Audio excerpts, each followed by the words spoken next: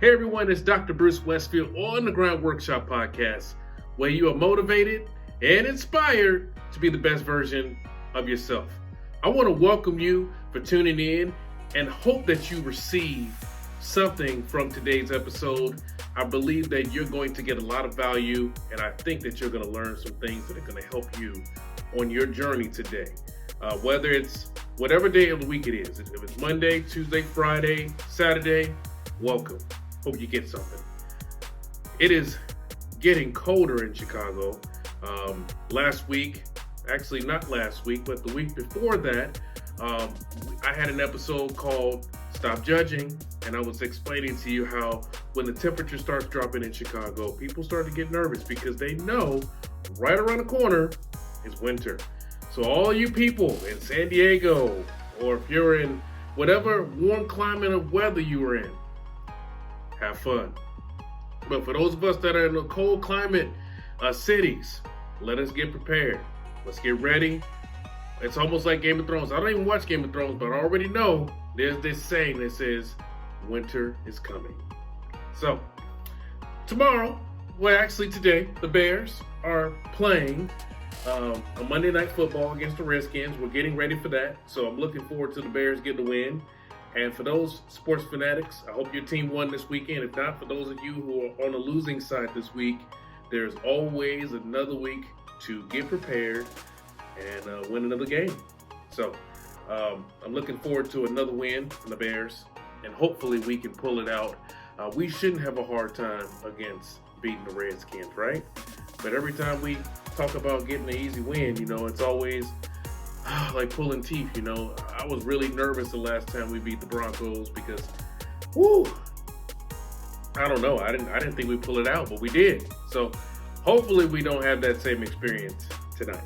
All right. This is the part of the episode where you get your beverage. I have mine. I'm drinking Cameron's French Roast coffee. And for you, I don't know what you're drinking, but I hope you have an opportunity to go and grab yours, whether that's tea, coffee, orange juice, apple juice, I don't know. Whatever you choose to drink, go ahead and get it. This is the time where I sit in front of you as if you're in front of me, and I can act as if we're having a real conversation, and we can talk about things that are going to help us to grow. All right? So while you go get that, here's my sip.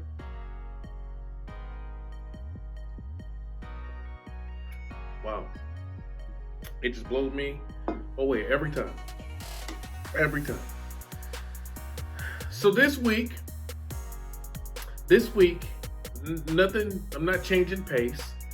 I want to stay kind of on topic from what I talked about last week. Last week I talked about stop judging. This week, I want to talk about the basics. I want to talk about mastering the basics. I'm not talking about business. I'm not talking about going to work and mastering all the basic parts of your job. I'm talking about your life.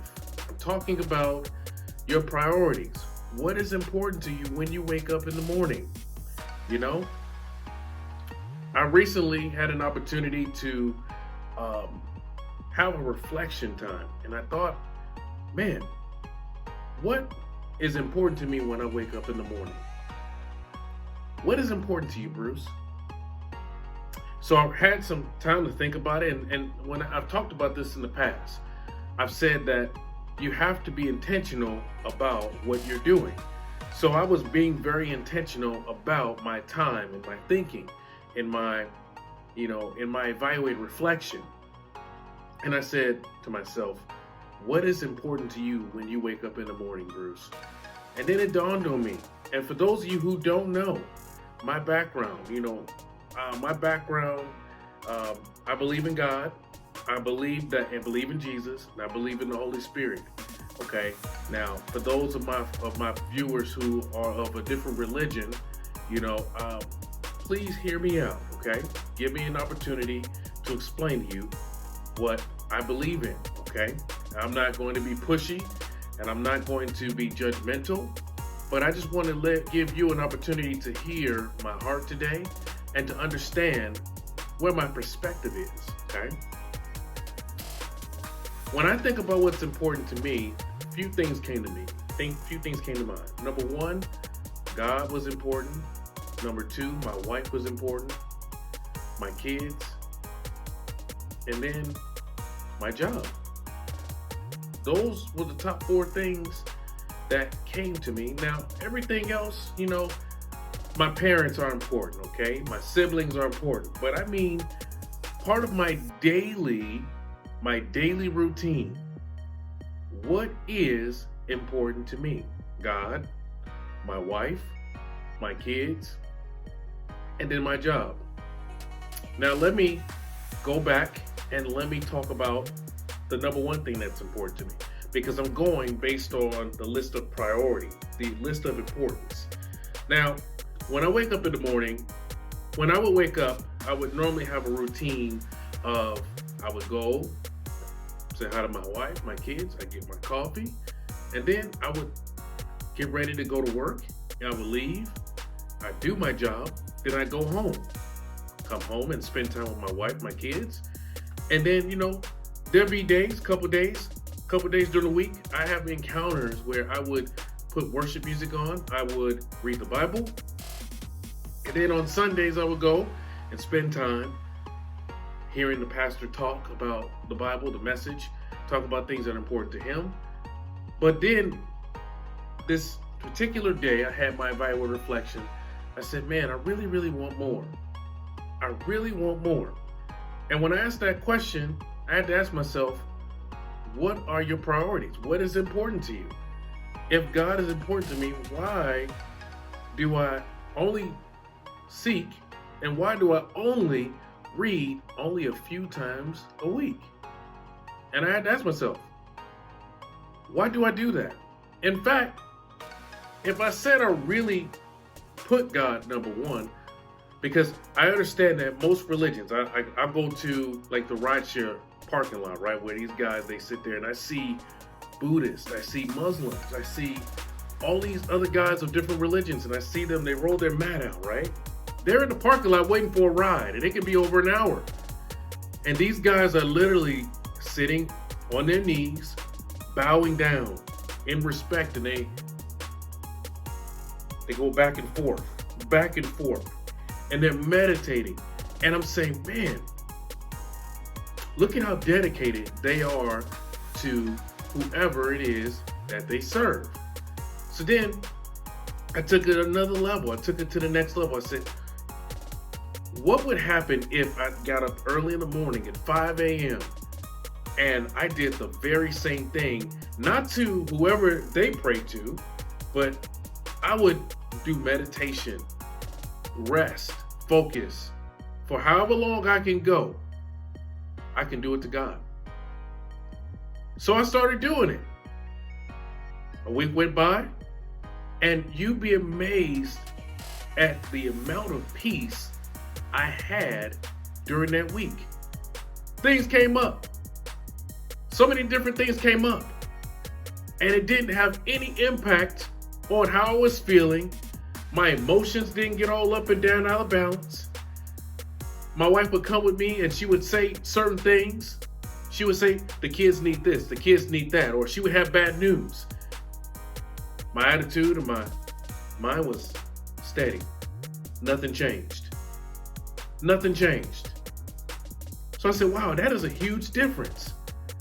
If I just do this in the morning, look at how everything else in my life is impacted.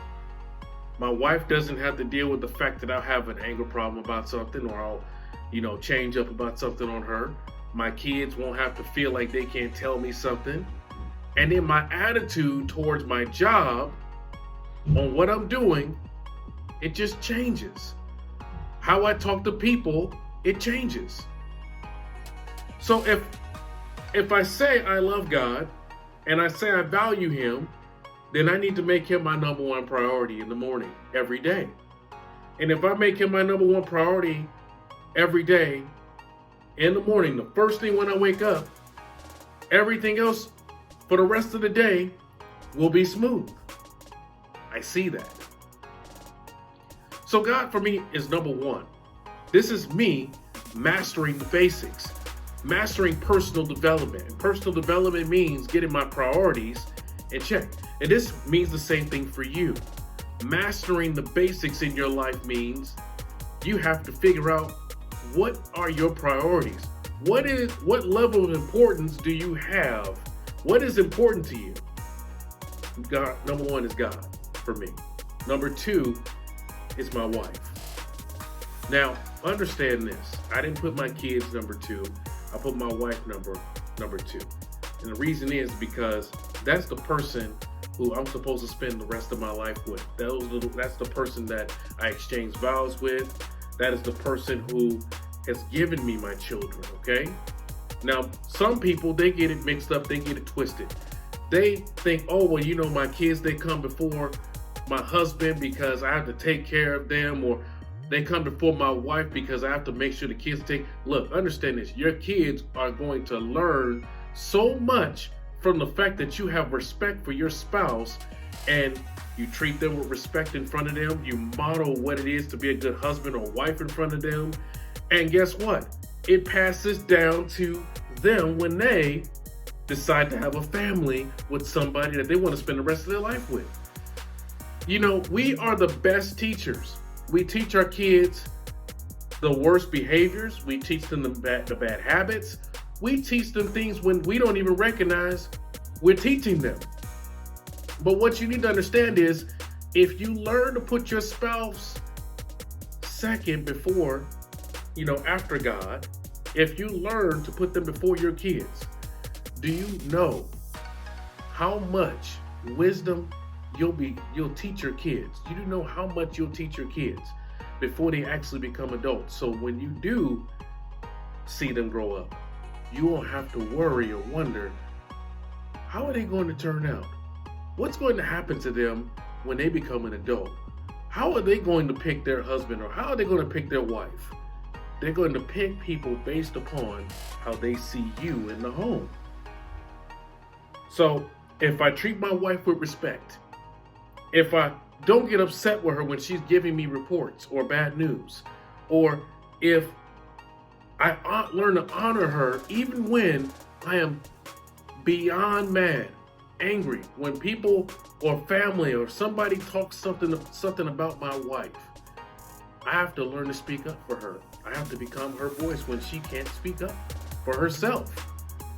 Even when I am the maddest at her, I have to learn to get out of that whole funk I'm in. And I have to learn to treat my wife with the utmost respect. And that's hard. Let me be real. For you out there who are married, you're mad at your spouse, you're mad at your husband, you're mad at your wife, it is hard to get beyond all the things that aggravate you about your spouse. But let me tell you, when you do the first thing I talked about, you'll learn to overlook, or you'll learn to appreciate the differences that you have. There are things that my wife does with the kids that I cannot even do. I don't even have the level of patience that she has with the kids. I appreciate those things about her. And you know what? I'm also learning to respect the fact that my wife's personality is different. I have to learn to appreciate her personality much more each and every day. Because just because I have one personality doesn't mean my wife is going to have that personality. And we have to learn that the very thing that you loved about them in the very beginning, you have to learn to appreciate them over and over again each and every day. And sometimes the very fact that you have spent so many years with them, we can become overfamiliar with them and underappreciate them on what they bring to the table. And sometimes it is important to take that time and reflect. Man, I am blessed. I am blessed to be with this person. I'm blessed to be with them. It is important to take that time. Number 3, your kids. Your kids are number 3, okay? They are a priority over everybody else outside of your home, okay? Because they are learning life lessons from you each and every day. Their minds are just like sponges. One day I was just sitting around, I was on my computer, and my daughter Naomi was singing a song, and I was like, where'd you get that song from? And I remember that the song came from something that was on TV that I watched maybe a few weeks ago. And then I was like, man, I shouldn't play that song. Because that song, my kid remembered, and that's what she's gonna sing. That's what's in her head. So what did I do? I started to engage and ask my kid, hey, where'd you learn that song from? I didn't ask it in an angry way. I didn't ask it in a demeaning or a way that puts them down or puts her down. I asked it in a way where it was non-threatening, and I just genuinely wanted to know, hey, I just want to know, where'd you learn that song? I knew where she got it from. I knew where she learned the song from, but I wanted to know from her, where did she learn it from? She told me. And then I said to myself, hey, if she's so much into music, what else will she pick up? So then I started asking her, what other type of music does she like to listen to? And she started to show me the type of music that she likes. See, I changed it up. I looked at it from a perspective of, I need to spend more time with my kids to learn what they love, what they like. I learned that my kid, Naomi, she loves to look at animals. She loves animals. She wants to be a veterinarian. I said, how did I not see this? How did I look beyond or look past this? And it was right in front of me the whole time, because I noticed we got her 2 cats. And then we go to the pet store. She wants to get the fish. She wants to take care of the worms. Wow. Why did I not see this? It was in front of me. You see, my friends, I want to tell you this. If you learn to put your kids in their proper order and you spend time with them and you get to know their personalities, you will, and they're right in front of you. The details will be right there in front of you, and you don't have to search really far. Instead of waking up one day when they're 15 years old and they're mad at you, and you're like, what happened to my kid? Your kid grew up without you. That's what happened. They grew up without you.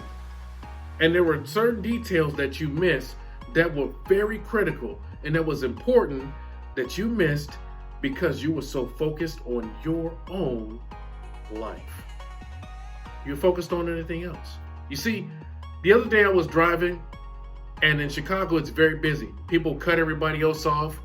Everybody's doing their own thing. Everybody's focused on their phone. They're focused on their own world. And then this revelation hit me really hard. You can tell how selfish somebody is by the way they drive. Now, I bet you asked me, what does that mean, Bruce? Think about it. You put your turn signal on, right? You want to get to the next lane. And you're trying to get over, and the person that is in the other lane, they see you, and yet they're determined not to let you in. If you will not even let me get into the lane, that tells me that you are a selfish person. And it's all about you. And at the end of the day, it's more about how to get out of your own self, how to get out of your own selfish self, because we are born selfish individuals. If we learn how to get out of our own selfish ambitions or our own desires and focus on the things that are important and serving other people, then we can get so much more fulfillment and more meaning out of life. And we won't walk around mad, disgruntled, angry, and frustrated about what our life is about. That's why I find more people are depressed, they have more anxiety, they have more anger when they're focused on what they want to do instead of focusing on just being present in the moment and letting things just come to you, okay? Life is not about you. Now, you do have to set goals and you do have to go after the important things in life of being able to fulfill your call on this life before you die. But it also involves the people around you. I find this to be very true. You can gain the whole room, entrepreneur. You can gain the whole room, businessman. You can gain the whole room that you're speaking to, but go home and feel empty. It can be like that. It is important that you take the time to find out at the end of the day, what is important to me? What's going to make me happy? And you'll find out that serving yourself won't make you happy at the end of the day. It's going to see the smile of your spouse, the smile of your kids, and seeing them happy. And then the next thing, which is next on the priority list, number 4, your job. You'll be at peace. Your boss will be yelling at you, and you're like, man, they really are not happy. They really don't have fulfillment. And you might be the very thing that brings peace to the work environment. Because when I was working at this company for 6.5 years, it was a sales job. I saw so many people full of anxiety and anger, frustration because they had to sell. You're selling constantly. And when they weren't hitting goals or quotas, what people would do is they would have these panic attacks. They'd go to their cars. I would see people smoking more cigarettes. I saw more people smoking cigarettes and other things. They would turn to more things outside of work, and it was very unhealthy. And if we just learn to just keep this flow of a level of importance of what's important to us in our life, and keep that balance, and keep that order, you'll recognize that things at work will come a lot easier to you. In fact, you might find yourself in a better job. You might find out that the very job that you're in is not where you're supposed to be, and you'll have every peace, all peace will come over you to leave that job to go find something else that's going to allow you to serve other people in the capacity where you were meant to serve. Your job doesn't have to own you. Your job, you can always get a different job. You can always get a new job, but you can't get a new opportunity to spend time with your kids when they're young. You can't get back all the times that you missed out on being present with your spouse when you could have spent more time depositing positive things, positive affirmations, more positive quality time with them, instead of focusing on, man, my job is stressing me out and I got to do this. And the job is going to be there, okay? It's going to be there. New opportunities are going to come. And then the time that you could have spent with God, understanding Him, understanding and just getting that level of peace in the morning so you can be good for the whole day, the rest of the day, because He's the one that fills you up to be able to handle and take on your day. So if you can't do those things, everything else in your life is going to fall out of whack. And that order that you try to establish in your mind that you're not working on, you're not going to have it. So I want to do a recap. I put God first. He's the first thing I seek in the morning now. I get up at 5 in the morning, and it is important that 5 in the morning I present myself. And I don't do anything else in the morning. I don't go get my coffee first. I go and I spend that time in the morning. I meditate. I pray. I read. And a lot of times I sit there and quiet. You know, sometimes I can sit quiet for about 30, 45 minutes. One time I was surprised that I did it for an hour. But I do that in the morning. And then the next, I greet my wife. I kiss her on the cheek. I try to, do what I can as a supportive husband in the morning before I go about my day. Then I greet my kids. Because my kids need to know I treat my wife with way more respect in the morning, and I need to greet her first. And then my kids, they will get greeted. And then after I greet them, I will get myself prepared for the day. I'll get my cup of coffee. I'll go and I'll make my lunch. I'll leave for the day. I'll go handle business. And guess what? Everybody else gets the overflow. They get the overflow. So, I really do hope that you received something today and got some nuggets, some revelation, and I really do want you this week to focus on personal development, focusing on being intentional about what is important in your life. What are the first things you need to do when you wake up in the morning to attack your day? What's going to help you to be the most productive? I want you to do that this week, okay? This is what the Grind Workshop is about. This is about helping you to become a better version of yourself, okay? Now, the last thing I want to do, I want to make sure I point this out because I realize that there are some people out there. I do have some viewers that don't have a wife or a husband, They don't have kids, and that's cool. I will tell you, yours is very simple, okay?